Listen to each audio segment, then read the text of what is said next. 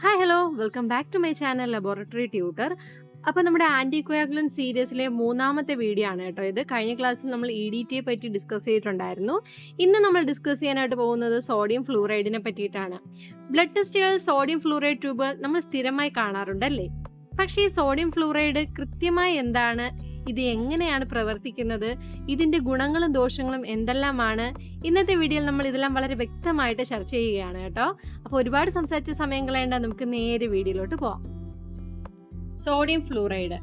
A mixture of potassium oxalate and sodium fluoride in the ratio 3:1 is used for collecting blood for blood sugar estimation. അതായത് blood ഷുഗറിന്റെ എസ്റ്റിമേഷന് വേണ്ടിയിട്ട് നമ്മൾ 3:1 റേഷ്യോയിൽ sodium ഫ്ലൂറൈഡിന്റെയും potassium ഓക്സലേറ്റിന്റെയും കൂടെ ഒരു മിക്സറാണ് നമ്മൾ sugar അനാലിസിസിന് വേണ്ടിയിട്ട് അല്ലെങ്കിൽ എസ്റ്റിമേഷന്റെ ബ്ലഡ് കളക്ട് ചെയ്യാൻ വേണ്ടിയിട്ട് യൂസ് ചെയ്യുന്നത്.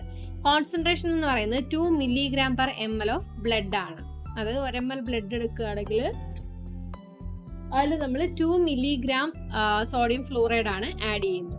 ഇനി നമുക്ക് ഇതിന്റെ ആക്ഷൻ എങ്ങനെയാണെന്ന് നോക്കാം. Sodium fluoride is a weak anticoagulant and prevent glycolysis. ഈ സോഡിയം ഫ്ലൂറൈഡ് എന്ന് പറയുന്നത് ഒരു വീക്ക് ആന്റികോയാഗുലന്റ് ആണ്. ഇത് ഗ്ലൈക്കോളിസിസിനെ പ്രിവെന്റ് ചെയ്യുന്നുണ്ട്. അതായത് എങ്ങനെയാണ് പ്രിവെന്റ് ചെയ്യുന്നത്? ഈ ഗ്ലൈക്കോളിസിസ് എന്ന് പറയുന്ന സിസ്റ്റം ഗ്ലൈക്കോളിസിസ് എന്ന് പറയുന്ന പ്രോസസ്സിൽ ഇൻവോൾവഡ് ആയിട്ടുള്ള എൻസൈം സിസ്റ്റത്തിനെ ഇത് ഇൻഹിബിറ്റ് ചെയ്യുന്നു. ഇൻഹിബിറ്റ് ചെയ്യുക മീൻസ് അതിനെ തടയുകയാണ് ചെയ്യുന്നത്.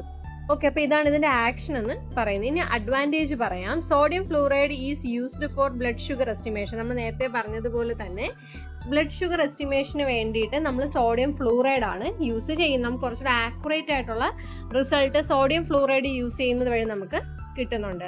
It act as an enzyme portion.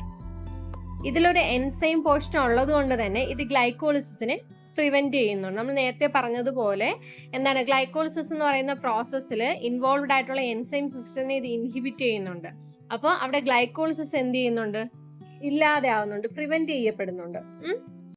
ഇനി ഡിസഡ്വാൻറ്റേജ് നോക്കാം. Fluoride plasma is not suitable for enzyme determination. അതായത് ഫ്ലൂറൈഡ് പ്ലാസ്മ, നമ്മുടെ ഈ ഫ്ലൂറൈഡ് ട്യൂബിൽ എടുക്കുന്ന പ്ലാസ്മ നമുക്ക് എൻസൈം ഡിറ്റർമിനേഷന് എന്താണ് സ്യൂട്ടബിൾ അല്ല എന്നാണ് പറയുന്നത്. Not suitable for urea examination. Urea എക്സാമിനേഷനും നമ്മുടെ ഈ ഫ്ലൂറൈഡ് ട്യൂബിൽ എടുക്കുന്ന ബ്ലഡ് സ്യൂട്ടബിൾ അല്ല കേട്ടോ. അപ്പോൾ ഇന്നത്തെ ക്ലാസ്സിൽ നമ്മൾ സോഡിയം ഫ്ലൂറൈഡിനെ പറ്റിയിട്ടാണ് ഡിസ്കസ് ചെയ്തിട്ടുണ്ടായിരുന്നത്. നിങ്ങൾക്ക് ഈ ക്ലാസ് വളരെ യൂസ്ഫുൾ ആയി എന്ന് കരുതുന്നു. അപ്പോൾ നിങ്ങൾക്ക് ഈ വീഡിയോ ഇഷ്ടപ്പെടുകയാണെങ്കിൽ വീഡിയോ ലൈക്ക് ചെയ്യുക, ഷെയർ ചെയ്യുക, ചാനൽ സബ്സ്ക്രൈബ് ചെയ്യുക. നിങ്ങളുടെ വിലയേറിയ അഭിപ്രായങ്ങൾ കമന്റുകളായി കൂടി രേഖപ്പെടുത്തുക. നിങ്ങൾക്ക് ഏതെങ്കിലുമൊക്കെ ടോപ്പിക്സ് സജഷൻ ആയിട്ടുണ്ടെങ്കിൽ അത് കൂടി കമന്റ് ബോക്സിൽ പറയാൻ മറക്കരുത് കേട്ടോ. വീഡിയോ മറക്കാതെ ലൈക്ക് ചെയ്യുക, ചാനൽ മറക്കാതെ സബ്സ്ക്രൈബ് ചെയ്യുക. എങ്കിൽ മാത്രമേ ഞാൻ ഫ്യൂച്ചറിൽ അപ്ലോഡ് ചെയ്യുന്ന വീഡിയോസ് ഒക്കെ നിങ്ങൾക്ക് കണ്ടിന്യൂസ് ആയിട്ട് കിട്ടത്തുള്ളൂ. So thank you for watching. Bye.